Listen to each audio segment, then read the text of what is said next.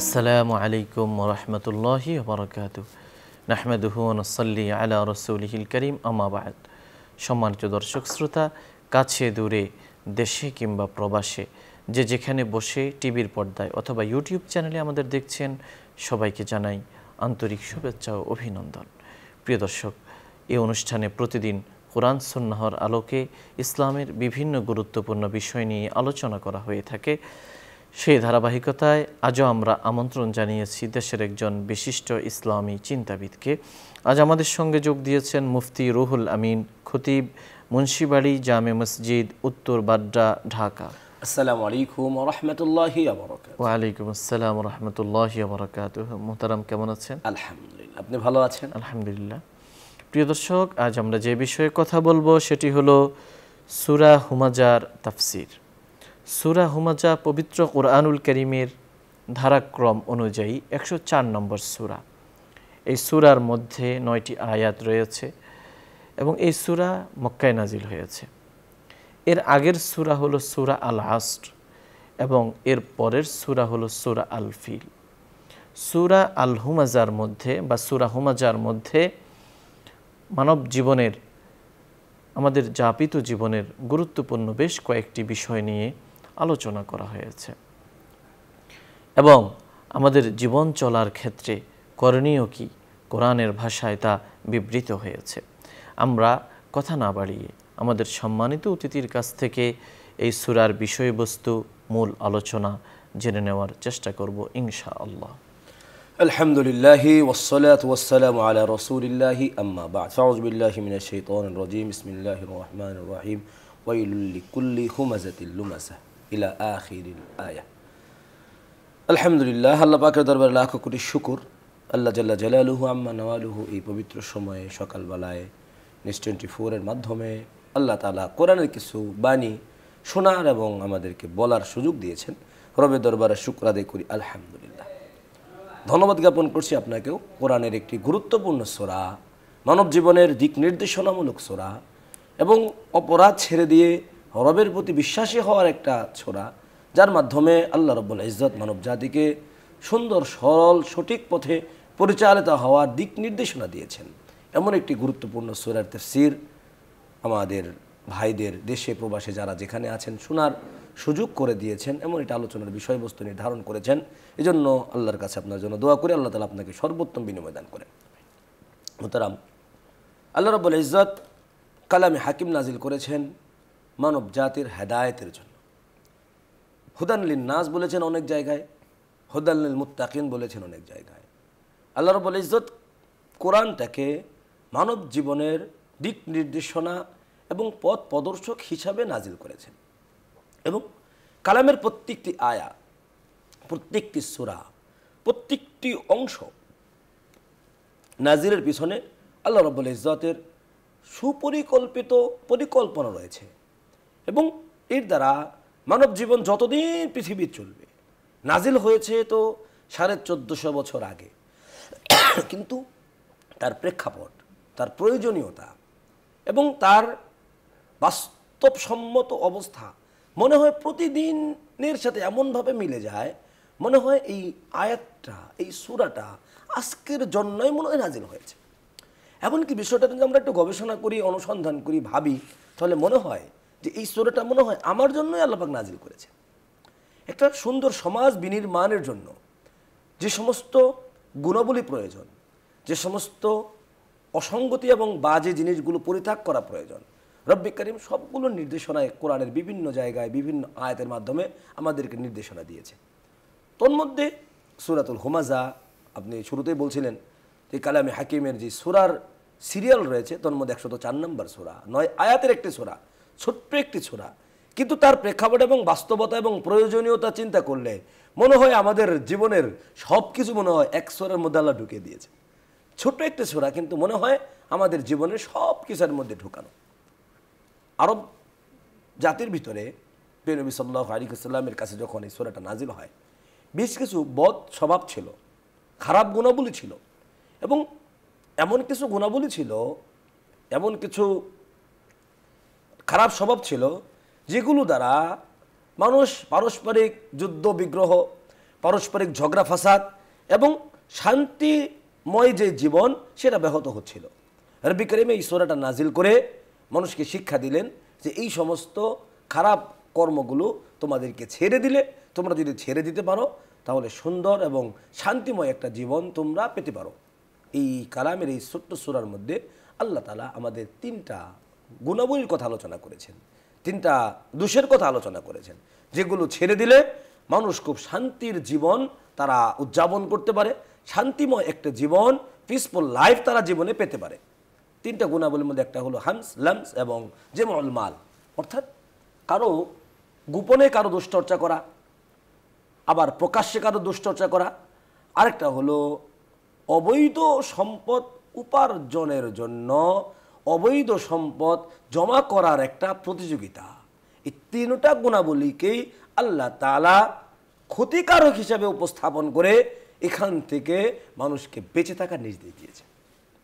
আমরা যদি এখান থেকে কোরআনের সূরার নাম নির্বাচন করার ক্ষেত্রে রব্বি কারীম এবং পরবর্তী যারা কোরআনের সূরার নাম মানে নির্বাচিত করেছেন, কোরআনের ভিতরে যে সমস্ত অনেক সূরার আয়াত সরাসরি কোরআনের ভিতরে রয়েছে, আয়াত থাকার কারণে সেখান থেকেই কোরআনের সূরার নামকরণ করা হয়েছে। যেমন সূরা হুমাজা নামকরণ করেছে হুমাজা, অথচ একেবারে আল্লাহ তাআলা কোরআনের প্রথম এই সূরার প্রথম আয়াতটাই ওয়াইলুন লিকুল্লি হুমাজাতিন, প্রথম আয়াত থেকেই এই সূরার নামকরণ করা হয়েছে।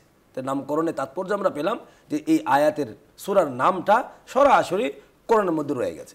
অনেক সূরা নামকরণ করা হয়েছে এমন যে সূরাটার সরাসরি শব্দটা কোরআনে নাই, তবে বিষয়বস্তুর সাথে সম্পৃক্ত, বিষয়ের সাথে সমন্বয় করে সেই সূরা নামকরণ করা হয়েছে। যেমন সূরাতুল ইখলাস, ইখলাস মানে আত্মশুদ্ধি এবং নিয়তকে পরিশুদ্ধ করা। এই সূরার ভিতরে আল্লাহ তাআলার একনিষ্ঠতার বর্ণনা এসেছে, যেখান থেকে নামকরণ করা হয়েছে সূরাতুল ইখলাস। আর এই সূরার নামকরণ করা হয়েছে সরাসরি এই সূরার মধ্যে এই শব্দটা রয়ে গেছে। অর্থাৎ 1 নম্বর মানুষের দোষ হলো গোপনে মানুষের অনুপস্থিতিতে তার দুশ্চর্চা করা, যে তার অনুপস্থিতি সে এখানে নেই, তার দূরে বসে আরেকজনের কাছে তার সমালোচনা করা। হাদিসে প্রিয় নবী সাল্লাল্লাহু আলাইহি ওয়াসাল্লাম এই ব্যাপারে শক্তভাবে নিষেধ করেছেন এবং এই আয়াতের তাফসিরে আল্লাহ রাব্বুল ইজ্জত আরেক সূরার আয়াত দ্বারা এটাকে আমাদেরকে নিষেধ করে দিয়েছেন। যে প্রিয় নবী সাল্লাল্লাহু আলাইহি ওয়াসাল্লামের মাধ্যমে কোরআন হাকিমের আয়াত নাজিল করে আল্লাহ তাআলা জানিয়ে দিয়েছেন যে যারা একে অপরের দুশ্চর্চা করে, একজন আরেকজনের গোপনে দুশ্চর্চা করে, তার অনুপস্থিতিতে দুশ্চর্চা করে, আল্লাহ রাব্বুল ইজ্জত বলেন কেমন যেন সে তার মৃত ভাইয়ের গোশত ভক্ষণ করছে। অর্থাৎ কারো দুশ্চর্চা গোপনে করা, তার অনুপস্থিতিতে তাদের দোষ নিয়ে আলোচনা করা, এটার শাস্তি বা অপরাধ এই পর্যায়ের যে নিজের আপন ভাই, নিজের একেবারে খুব কাছের ঘনিষ্ঠ, এমনি তো তাকে খুব মহব্বত করে মানুষ, আবার সে যদি মৃত্যুবরণ করে সেটার প্রতি তার ভালোবাসা নিঃসন্দেহে আরও বহুগুণ বেড়ে যায়। সেই নিচের আপন মৃত ভাইয়ের শরীর কেটে গোশত ভক্ষণ করলে যেই পরিমাণের দোষ এবং অপরাধ সাব্যস্ত হবে, মানুষের কাছে যত বেশি নিন্দনীয় হবে, কেউ যদি কারো অনুপস্থিতিতে তার দুশ্চর্চা করে সেই দুশ্চর্চাটাও এই পরিমাণের অপরাধ হিসাবে সাব্যস্ত হবে। এক হাদিসে প্রিয় নবী সাল্লাল্লাহু আলাইহি ওয়াসাল্লাম স্পষ্ট ঘোষণা করেন আল গীবাতু আশাদ্দু মিনাজ জিনা, অর্থাৎ কেউ যদি কারো গোপনে অনুপস্থিতিতে দুশ্চর্চা করে তাহলে সেই দুশ্চর্চাটা কেমন যেন জিনা নামক যেই মারাত্মক অপরাধ আছে, একজন জিনাখোরের যেই জিনাকারীর যেই অপরাধ, যার শাস্তি দুনিয়া থেকে কোনো কোনো বর্ণনা অনুযায়ী যদি সে প্রাপ্তবয়স্ক হয়ে বিবাহিত পুরুষ হয়, তার দুনিয়া থাকারে তার কেমন যেন অধিকার নাই, এরকম শাস্তির বর্ণনা এসেছে। অর্থাৎ এর চেয়েও নিকৃষ্টতম অপরাধ হলো একজন আরেকজনের দুশ্চর্চা করা। সাহাবায়ে কেরাম নবীকে জিজ্ঞাসা করলেন, ইয়া রাসূলুল্লাহ, হাবিবাল্লাহ, আপনি যে হাদিস দ্বারা আমাদেরকে বুঝালেন এটা মারাত্মক অপরাধ, তার ভিতরে যদি সে অপরাধ থাকে তাহলে? তিনি বলেন তার ভিতরে অপরাধ থাকলেই তো তার নাম গীবত, এই দুশ্চর্চার এটা তো বড় অপরাধ। আর যদি তার এই অপরাধ না থাকে এরপরেও যদি তুমি করো ফাহুয়া বুহতান, এটা তো তার নামে অপবাদ দেওয়া, অপবাদ তো আরও বেশি মারাত্মক। অর্থাৎ কারো অনুপস্থিতিতে, কারো দূরে রেখে, তাকে গোপন রেখে দূরে থেকে তার দুশ্চর্চা করা, এটা ইসলামে মারাত্মকভাবে নিষেধ করা হয়েছে, মারাত্মকভাবে হারাম সাব্যস্ত করা হয়েছে, মারাত্মকভাবে নিষেধ করা হয়েছে। প্রিয় নবী সাল্লাল্লাহু আলাইহি ওয়াসাল্লাম হাদিস দ্বারা বুঝিয়েছেন এবং আল্লাহ রাব্বুল ইজ্জত বললেন ওয়াইলুন, ক্ষতি হোক, ধ্বংস হোক, শাস্তি হোক এবং তারা ধ্বংস হয়ে যাক কারা লিকুল্লি হুমাজা, যারা মানুষের অনুপস্থিতিতে অগোচরে দূরে গিয়ে কারো দুশ্চর্চা করে, ওই সমস্ত মানুষগুলোর ক্ষতি সাব্যস্ত হোক, তারা ধ্বংস হোক, রব্বে করিমের পক্ষ থেকে তাদের উপরে লানত বর্ষিত হোক। এরপরে রব্বে করিম দ্বিতীয় মোহতারাম এই বিষয়টাই আমরা একটু ক্লিয়ার ভাবে জেনে নিই। সেটা হলো অনেকের গীবত আমাদের মাধ্যমে হয়ে গেছে বা আমরা অনেকের গীবত করে ফেলেছি, এখন সেক্ষেত্রে তাদের কাছ থেকে ক্ষমা নেওয়ার বা ক্ষমা চাওয়ার উপায় কি? এক নম্বর বিষয় হলো, মানুষকে যখন আমরা কারো গীবত যদি করে ফেলি, এটা বান্দার হক। হাদিসে এসেছে, প্রিয় নবী সাল্লাল্লাহু আলাইহি ওয়াসাল্লাম বলেন, আল্লাহর হক যদি কেউ নষ্ট করে তাহলে আল্লাহর কাছে ক্ষমা চাওয়ার মাধ্যমে আল্লাহ ক্ষমা করে দিবেন। আল্লাহর কাছে ক্ষমা চাওয়ার মাধ্যমে আল্লাহ তাআলা যে কোনো অপরাধ মাফ করে দিতে পারেন। কিন্তু যদি কেউ বান্দার হক নষ্ট করে, ওই বান্দা মাফ করার আগ পর্যন্ত আল্লাহ তাআলা মাফ করবেন না। তাহলে যদি এমন সুযোগ থাকে, ওই ব্যক্তি উপস্থিত, ওই ব্যক্তির ক্ষতি করেছে আমি এই গীবতের মাধ্যমে, তার এই সমালোচনার মাধ্যমে আমি তার ক্ষতি করেছি, তাহলে আমি সরাসরি তার কাছে আমাকে ক্ষমা চাইতে হবে যে আমি আপনার গীবত করেছি, আমি ভুল করেছি, আমি এখন বুঝতে পেরেছি এটা অনেক বড় ক্ষতি, অনেক বড় অপরাধ, সুতরাং আপনি আমাকে মাফ করে দেন। যদি ওই ব্যক্তিকে আমার অসংখ্য মানুষের গীবত করেছি যাদের ব্যাপারে এখন আমার খুঁজে পাওয়াও সম্ভব নয়, অথবা আমি যার দুশ্চর্চা করতাম বা করেছি তিনি দুনিয়া থেকে বিদায় নিয়ে চলে গেছেন, তার কাছে যাওয়াও সম্ভব না, তাহলে তাদের জন্য আল্লাহর কাছে ক্ষমা চাইতে হবে, তাদের জন্য মাপ চাইতে হবে, সম্ভব হলে তাদের জন্য সদকা করতে হবে, তাদের সব তাদেরকে পৌঁছানোর উদ্দেশ্যে যে অমুকের ক্ষতি আমি করেছি, এই ক্ষতির কাফফারা হিসাবে আমি তার জন্য কিছু দান সদকা আল্লাহর জন্য করলাম এবং এটার সব উনি পাবেন এবং উনি চলে গেছেন, ওনার জন্য আমাকে কাফফারা দিয়ে ওনার জন্য আল্লাহর কাছে ক্ষমা চাইতে হবে। এর মাধ্যমে আমরা কি করতে পারি? এখান থেকে আমরা মুক্তি পেতে পারি। আল্লাহ চাইলে আমাদেরকে কি করতে পারেন? মাফ করতে পারেন। জি, তারপর আপনি বলছিলেন যে দ্বিতীয় যে বিষয়টি এখানে বর্ণিত হয়েছে, দ্বিতীয় বিষয়ে রব্বি করিম আমাদেরকে ওনার ব্যাপারে একই কথা বলেছেন, ওয়াইলুন লিকুল্লি হুমাজাতিন লুমাজাতিন। লুমাজা মানে লামজুন থেকে এসেছে। লুমাজা মানে আমরা অনেকেই ক্রেডিট নেই এটা, যে আমি খুব স্পষ্টবাদী, আমি খুব স্পষ্টভাষী, আমি কাউকে ছাড় দেই না, কেউ মনে কষ্ট পাইলেও সেটার আমি কোনো পরোয়া করি না, আমি কথা স্ট্রেট ফরওয়ার্ড, আমি খুব স্পষ্টবাদী, আমি সরাসরি তার মুখের উপরে অনেক কিছু বলে দিই। অনেকে আমরা মনে মনে এটাকে একটা ক্রেডিট মনে করি, অথচ কারো দুশ্চর্চা বা কারো সরাসরি ফেস টু ফেস সামনে থেকে কাউকে কষ্ট দেওয়া এবং কথার মাধ্যমে কাউকে কষ্ট দেওয়া, এটাও কিন্তু আল্লাহ তাআলা হারাম ঘোষণা করেছেন এবং এই অপরাধটাকেও বড় অপরাধ হিসেবে রব্বি করিম এই আয়াতি কারিমের মাধ্যমে আমাদেরকে জানিয়েছেন। লামজুন মানে সরাসরি মুখের উপরে সামনাসামনি কাউকে আপনার তারও দোষ অথবা আপনার তাকে কোনো জবানের মাধ্যমে সরাসরি কাউকে কষ্ট দেওয়া, এটাও আপনার হাদিস দ্বারা, কোরআনের আয়াত দ্বারা সুস্পষ্ট হারাম ঘোষণা করা হয়েছে। অর্থাৎ আরেকটু যদি আমরা ডিটেলস এটার ব্যাখ্যা করি, এরকম হয়, অর্থাৎ একজন কথা বলছে, আমি তার সামনে গিয়ে সরাসরি মুখের উপরে, অনেক মানুষ তার সামনে উপস্থিত আছে, আমি সরাসরি তাকে গিয়ে বললাম আপনি এই অপরাধ করেছেন, আপনার এই দোষ, আপনি এই কর্মগুলো সম্পন্ন করেছেন, আপনি এটা ঠিক করেন নাই। এই সময় আশেপাশে যে ভাইরা রয়েছেন, তার ভাইয়ের সামনে, অন্য মানুষের সামনে তার মুখের উপরে যে আমি তাকে মানে ঘায়েল করার জন্য অথবা তার সরাসরি ফেজে তার সামনে যে কথাগুলো বললাম, অন্তরের ভিতরে কষ্ট পেয়েছে। শরীয়তে এই জিনিসটাকে হারাম করে দেওয়া হয়েছে। অর্থাৎ কারো যদি কোনো দোষ বা তাকে সতর্ক করতে হয়, তাকে বলতে হয় বিনয়ের সাথে, সুন্দর ভাষায়, বিলুৎফ, একেবারে সুন্দরভাবে বিনয় অবনত হয়ে তাকে পার্সোনালি গোপনভাবে আমি তাকে সতর্ক করতে পারি, কিন্তু সবার সামনে তাকে রাগান্বিত অবস্থায় তার সামনে থেকে তাকে কষ্ট দেওয়া, এটাও শরীয়তে হারাম করা হয়েছে। প্রিয় নবী সাল্লাল্লাহু আলাইহি সাল্লাম এক হাদিসে আমাদেরকে সতর্ক করেছেন, আল মুসলিমু মান সালিমা আল মুসলিমুনা মিন লিসানিহি ওয়া ইয়াদিহি। আরে মুসলমান তো ওই ব্যক্তি, মুসলমান তো ওই ব্যক্তি যে ব্যক্তির জবান এবং তার হাত থেকে অপর মুসলিম ভাই নিরাপদ থাকে।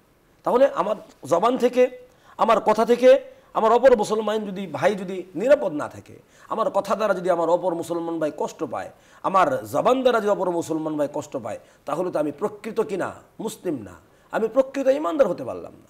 সুতরাং এটাও অপরাধ যে কারো সামনাসামনি সরাসরি মুখের উপরে কারো দুশ্চর্চা করা বা মুখের উপরে তাকে কষ্ট দেওয়া, নিজের জবান দ্বারা নিজের জিহ্বার মাধ্যমে অপরকে কষ্ট দেওয়া, এটাও শরীয়তে হারাম করে দেওয়া হয়েছে। 3 নম্বর বিষয়, এরপরেই 3 নম্বর যেই মারাত্মক ত্রুটির কথা রব্বি কারীম এই সূরার মধ্যে আমাদেরকে শিখিয়েছেন। এখানে আমরা তৃতীয় বিষয়ে যাব, তার আগে আমরা আপনার কাছ থেকে একটি বিষয় আমরা জানবো, সেটি হলো যে আপনি যেমনটা বলছেন যে প্রকাশ্যে কাউকে তিরস্কার বা ভর্ৎসনা করা যাবে না। সেক্ষেত্রে আমরা এর বিপরীতে যেমনটা দেখতে পাই যে হক কথা বলা, হক কথা যে বলা, সেটাও তো ইসলামে আমাদের শিখিয়েছে। তো এই বিষয়টাকে আমরা কিভাবে ব্যালেন্স করব? হক কথা বলা এবং হক উদ্দেশ্যে বলা, হক পদ্ধতিতে বলা, তিনটা জিনিস আমাদেরকে মাথায় রাখতে হবে। এবং কেউ যদি হক কথা, হক পদ্ধতি এবং হক নিয়তে, সঠিক কথা সঠিক পদ্ধতিতে সঠিক অবস্থায় বলে, অবশ্যই এর দ্বারা উপকার হবে। আপনার নিয়ত এবং উদ্দেশ্য যদি সঠিক হয়, আপনি হক কথা বলতে হবে। তবে হক কথা বলা এই জায়গায় কিন্তু দুইটার সাথে দুইটার বিপরীত না, এটার সাথে কোনো ধরনের সংঘর্ষ নাই। হক কথা আপনি বলবেন, কারোর দোষ চর্চা করা, প্রকাশ্যে সবার সামনে তার মুখের উপরে তাকে সামনে রেখে কষ্ট দিয়ে হক কথা বলা, এটা শরীয়ত সম্মত না। আপনি হক কথা বলবেন, যদি কোনো জিনিস গোপনে বলার সুযোগ থাকে, তাকে পার্সোনাল বিষয় থাকে, ওই হক কথাটা জনসম্মুখে মাইকিং করে আমি হক কথাই বলছি, আমাকে এটা অপরাধ করেছে। হাদিসে তো এটাও স্পষ্ট এসেছে, যে ব্যক্তি দুনিয়াতে মান সাতারা আখাহু, যে ব্যক্তি তার ভাইয়ের দুষ্টত্রুটিগুলো গোপন রাখলো, সাতারাল্লাহু ইয়াউমাল কিয়ামা, আল্লাহ তার দুষ্টত্রুটিগুলো কিয়ামতের দিন গোপন রাখবেন। তার মানে একজন অপরাধ করেছে, আমি প্রকাশ্যে সকলের সামনে তার এই অপরাধটাকে যদি আমি সবার সামনে ফেস এনে দেই, তাহলে এটা তারও ক্ষতি, সমাজেরও ক্ষতি, বা অন্যরা তাকে তিরস্কার করবে। যদি বিষয়টা এমন হয় যেটা সমাজের সকলের সাথে সম্পৃক্ত, আমি যদি এটা স্পষ্ট জনস্বার্থ থাকে, এখানে জনস্বার্থ না থাকে, তাদেরকে বললে না বললে অন্যের ক্ষতি হবে, সেটা তো অবশ্যই অবশ্যই শরীয়ত আমাকে নির্দেশ দিয়েছে। এখানে গোপন করা আমাদের জন্য জায়েজ হবে না, অর্থাৎ এটা তিরস্কার বা ভর্ৎসনার ভিতরে পড়বে না। আচ্ছা জি, আপনি বলছিলেন যে এখানে তৃতীয় যে বিষয়টি রয়েছে এই আয়াতে, আল্লাযী জামা মালাউ ওয়া আদ্দাদা, এখানে জামউল মাল অর্থাৎ সম্পদ জমা করা। সম্পদ জমা করা আমরা অনেকেই ডিপোজিট করি। সম্পদ জমা করার এক অর্থ আমি আমার প্রয়োজন অতিরিক্ত সম্পদগুলো আমি আমার কাছে গচ্ছিত রাখলাম, প্রয়োজন অতিরিক্ত সম্পদ আমি জমা করে রাখলাম, এই একটা অর্থ। এখানে উদ্দেশ্য হলো, কোরআনের যদি আমরা শাব্দিক অনুবাদটা বলি, আল্লাযী জামা মালান ওয়া আদ্দাদা, যে ব্যক্তি তার সম্পদ জমালো এবং সম্পদগুলো বারবার গণনা করে। অর্থাৎ আমার আজকে 50,000, আমি 1 লাখের মালিক হলাম, 2 লাখের মালিক হয়েছি, 1 কোটির মালিক হয়েছি, আমার 10 কোটির মালিক হয়েছি, আমি এখন 100 কোটি টাকার সম্পদের মালিক হয়েছি, আমার 100 কোটি থেকে 200 কোটির মালিক হয়েছি, 1000 কোটি টাকা মালিক হয়েছি। বারবার সে তার সম্পদটাকে গণনা করছে। অর্থাৎ সম্পদের প্রতি একটা লোভ, সম্পদের প্রতি একটা অত্যাধিক ভালোবাসা, এটাকে এই জায়গায় তিরস্কার করা হয়েছে। আর মুফাসসিরিন কেরাম তাফসীরের কিতাবে আমরা যদি তাফসীর দেখি, তাহলে এখানে এসেছে অবৈধভাবে উপার্জন করে কারো হক পাওনাদারের হক নষ্ট করে, হকদারের হককে বুঝিয়ে না দিয়ে সম্পদ জমা করাকে এখানে তিরস্কার করা হয়েছে।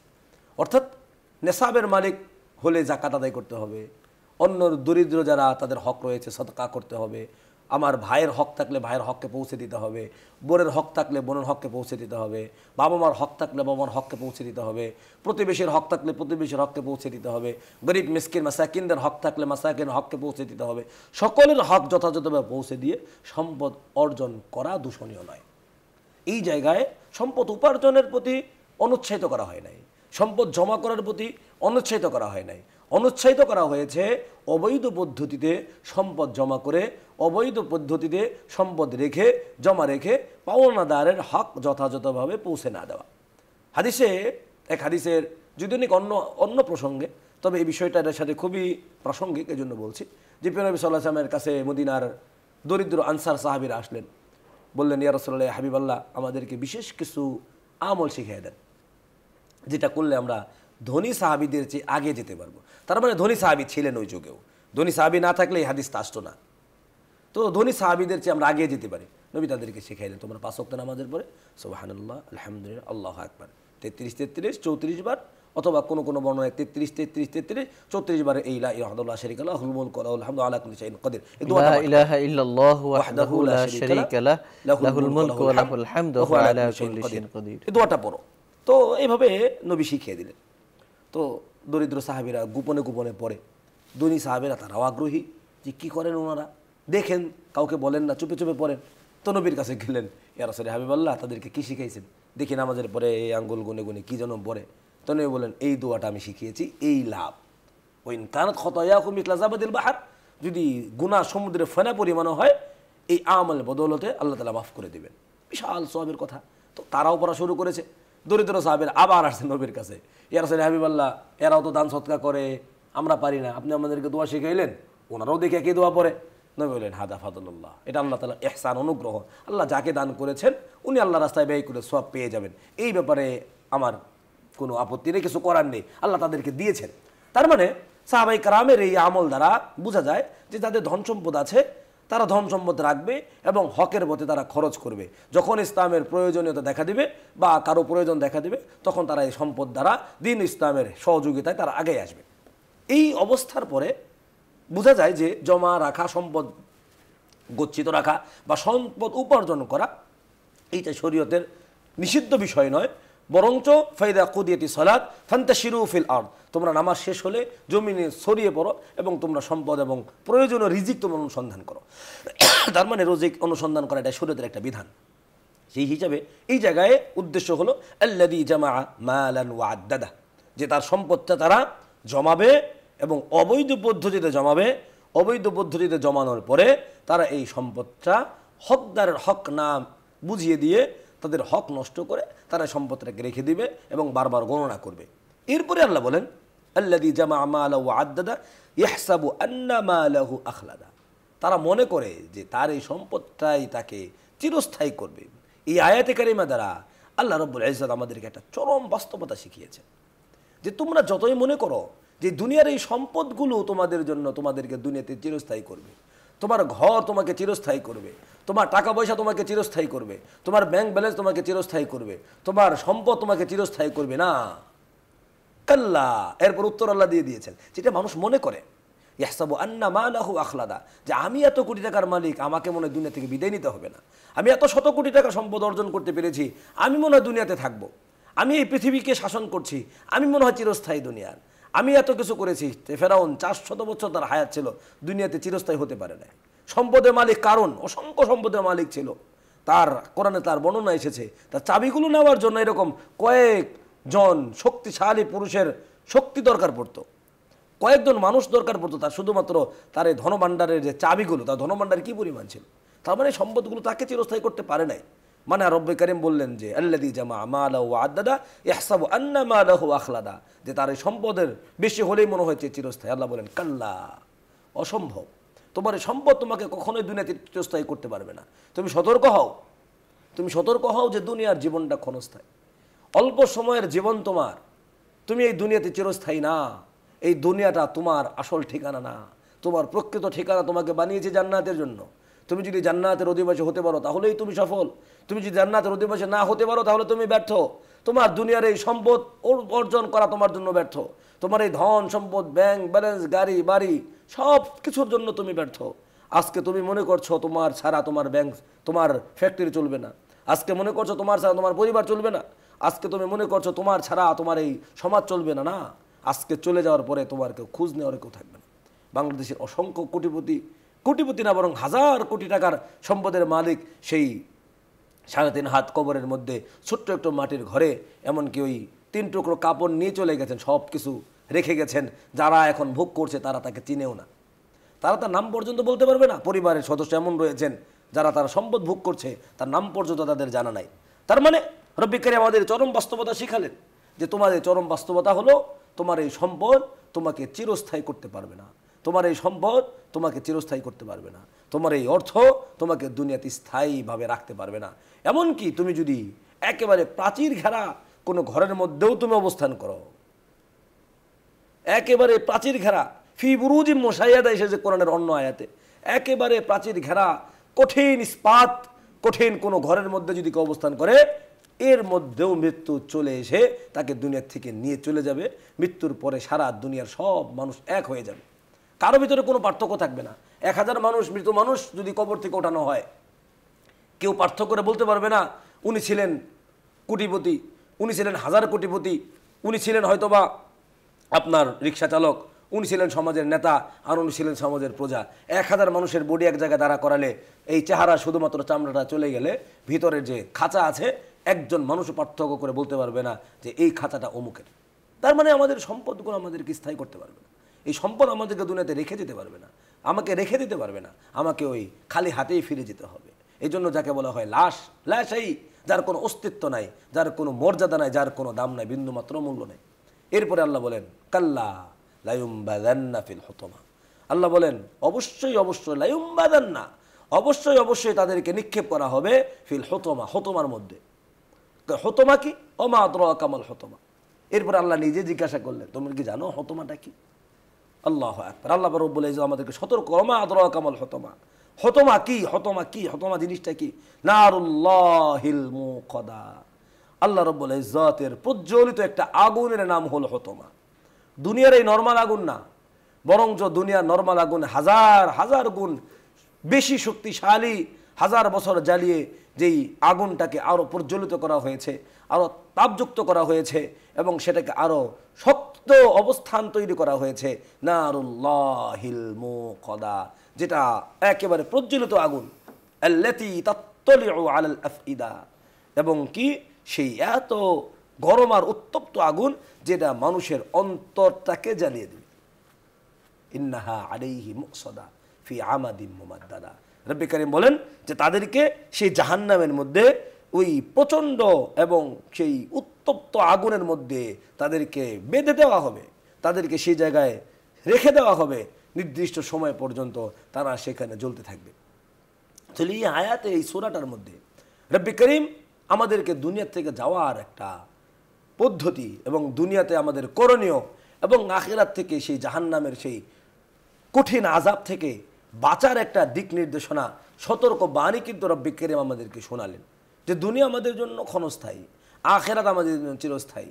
জাহান্নামের এই শাস্তি থেকে বাঁচতে চাইলে, বাঁচতে হলে আমাদেরকে কিন্তু এই সমস্ত মারাত্মক অপরাধগুলো থেকে আমাদেরকে বেঁচে থাকতে হবে এবং নিজেদের জীবনের বাস্তবতা আমাদের উপলব্ধিতে আনতে হবে যে আমি আজকে আছি, কালকে আমার এখানে থাকার জায়গা না, এই ঘর আমার না, এই বাড়ি আমার না, এই জায়গা আমার না, জমি আমার না, আমার জন্য একটা অপরিচিত একটা জায়গা অপেক্ষা করছে, সেখান থেকে আমাদেরকে প্রতিনিয়ত আমাকে ডাকছে।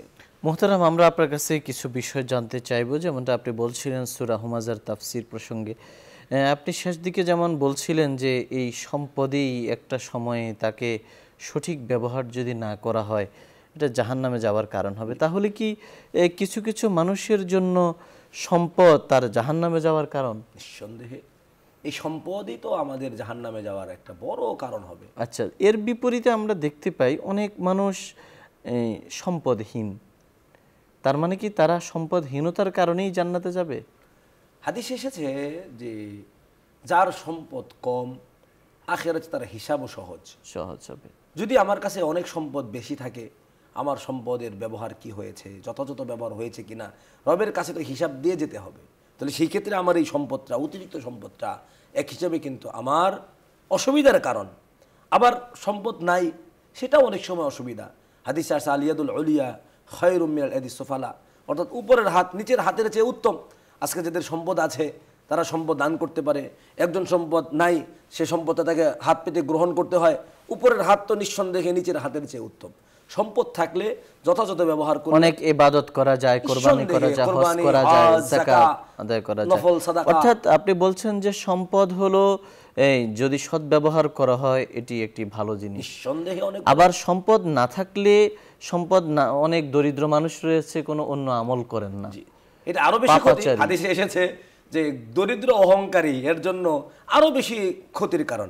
অর্থাৎ সে দুনিয়াও ক্ষতিগ্রস্ত, সম্পদ নাই, সে আরাম আয়েশ করতে পারলো না, আবার জাহান্নামে যাওয়ার কারণে, অহংকার করার কারণে, অপরাধের কারণে জাহান্নামে গেল, ওই জায়গায়ও তাকে কিন্তু কি করতে হচ্ছে, আরো বেশি শাস্তি ভোগ করতে হচ্ছে। খসরাত দুনিয়া ওয়াল আখিরা, দুনিয়াও ক্ষতিগ্রস্ত, ওই ব্যক্তি আখিরাতেও ক্ষতিগ্রস্ত। আমরা আপনার কাছে একটি বিষয় জানতে চাইবো যে কোরআনে বিভিন্ন আয়াতের মধ্যে দেখা যায় যে এই বলা হয়েছে যে তোমরা সম্পদের প্রতি একটা মানে তিরস্কার বা একটা নেগেটিভ একটা দৃষ্টিভঙ্গি আছে। সেক্ষেত্রে আমরা কি বলবো এটা যে ইসলাম মানুষকে গরিব থাকতে উদ্বুদ্ধ করে, এই কথা কি বলার সুযোগ রয়েছে? বিষয়টা এরকম না। কোরআন এবং হাদিসে সম্পদ মানে আপনার উপার্জন করতে আমাদেরকে অনুৎসাহিত করা হয় নাই, বরং সাহাবাই কেরামের মধ্যে অনেক সাহাবী ছিলেন কোটিপতি। আমি আপনাকে সহজে বলি, 10 জন আশারে মুবাশশারা, 10 জন সাহাবীর কথা এসেছে যারা দুনিয়া থেকে জান্নাতে সুসংবাদ পেয়েছেন। আপনি যদি তাদের নাম সিরিয়াল মেনটেন করে লিস্ট করেন, 8 জন সাহাবী আছেন যারা ছিলেন কোটিপতি ওই যুগের। 8 জন সাহাবী ছিলেন যারা ওই যুগের কোটিপতি, অসংখ্য সম্পদের মালিক। ওসমান গনি, আব্দুর রহমান ইবনে আউফ রাদিয়াল্লাহু আনহু, হযরত আবু বকর সিদ্দিক রাদিয়াল্লাহু আনহু, যাদের ছিল অসংখ্য সম্পদ, অঢেল সম্পদের মালিক তারা ছিলেন। তবে এই সম্পদগুলো তারা সঠিকভাবে ব্যয় করেছেন। অর্থাৎ ইসলাম মানুষকে গরিব থাকতে উদ্বুদ্ধ করে না, ইসলাম চায় সম্পদের সঠিক ব্যবহার, উপার্জন করবে এবং সঠিক পন্থায় তা ব্যয় করবে।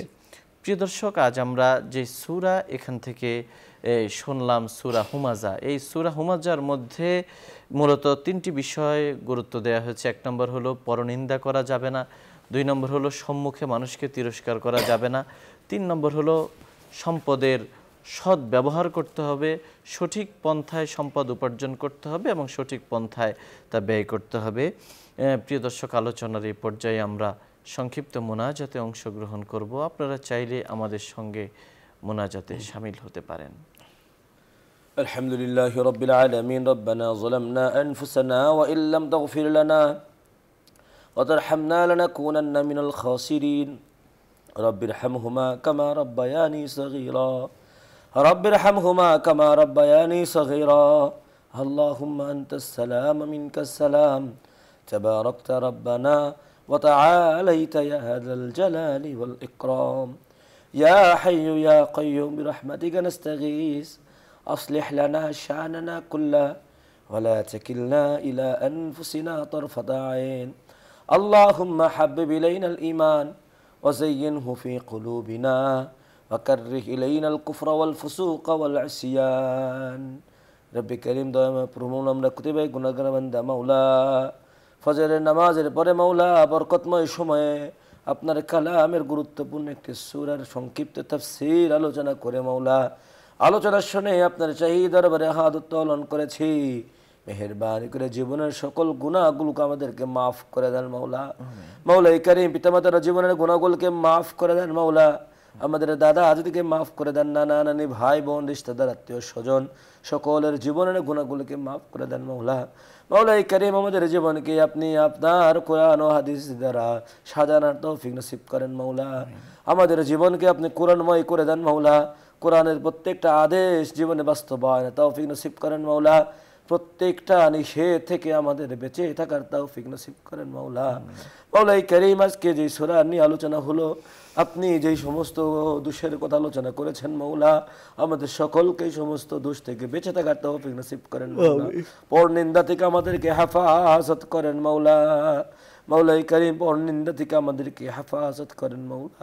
মাওলা কারীম, কারো সম্মুখে তার দুশ্চর্চা করা থেকে হেফাজত করেন, কারো সম্মুখে মাওলা কাউকে কষ্ট দিয়ে কথা বলা থেকে আমাদেরকে বাঁচায় দেন মাওলা, আমাদেরকে হেফাজত করেন মাওলা।